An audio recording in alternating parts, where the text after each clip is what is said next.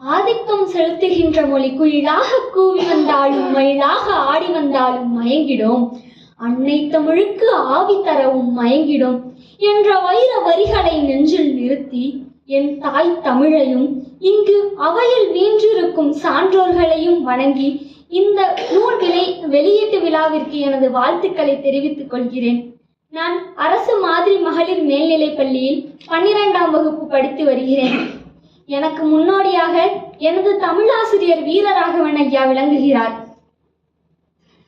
தன்னுடைய முயற்சியினால் தான் மட்டும் பயனடையாமல் தன்னுடைய மாணவிகளும் முன்னேற வேண்டும் என்ற நல்ல நோக்கத்தினால் இந்த புத்தக வெளியீட்டு விழாவை அவர் நிகழ்த்தியுள்ளார். அவருடைய ஒவ்வொரு முயற்சியும் எங்களது பள்ளியை மென்மேலும் மேன்மையடைய செய்கிறது. அவருக்கு எனது நன்றிகள்.